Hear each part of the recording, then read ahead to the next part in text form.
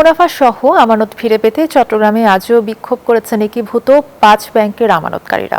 তাদের দাবি মুনাফা কেটে রাখার সিদ্ধান্ত অবিলম্বে বাতিল করতে হবে। তাদের জমাকৃত অর্থ সম্পূর্ণভাবে ফেরতের নিশ্চয়তা দিতে হবে। ব্যাংকগুলোর স্বাভাবিক লেনদেন দ্রুত চালু করা, আমানত উত্তোলনে আরোপিত সীমাবদ্ধতা তুলে নেওয়ার আহ্বান জানান তারা। ননবুড়া জয়ের তথ্যচিত্রের ডেস্ক রিপোর্ট।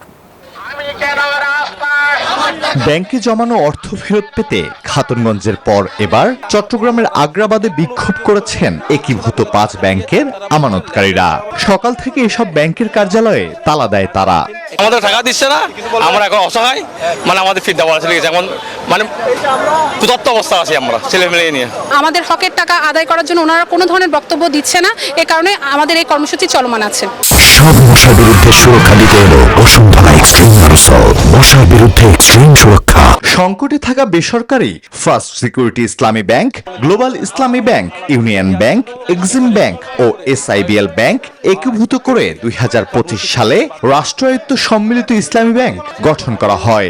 এরপরই গত 2 অর্থ বছরে আমানতের বিপরীতে কোনো মুনাফা না দেওয়ার ঘোষণা দেয় বাংলাদেশ ব্যাংক।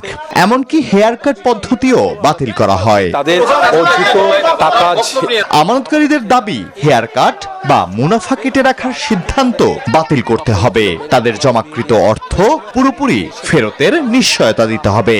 তারা যখন সিদ্ধান্ত নিল না হেয়ার কাট করবে, আমরা হেয়ার কাটের বিরুদ্ধে আন্দোলনের সূচনা করেছি। আমাদের দাবি যদি এই এই দিবসের মধ্যে যদি আদায় না হয়, আমরা কঠোর থেকে কঠোর আন্দোলনে যাব। তবে ব্যাংক কর্মকর্তারা বলছেন ভিন্ন কথা। ব্যাংকের লেনদেন মোটামুটি স্বাভাবিক আছে, আমরা পেমেন্ট করতেছি, গ্রাহককে আমরা পেমেন্ট করতেছি। পুলিশ বলছেন আমানতকারীরা আন্দোলনের নামে ব্যাংকে নৈরাজ্য সৃষ্টি করলে কঠোর পদক্ষেপ নেবে প্রশাসন। দ্রুত দাবি পূরণ না হলে আরো কঠোর কর্মসূচি দেওয়ার ঘোষণা আমানতকারীদের।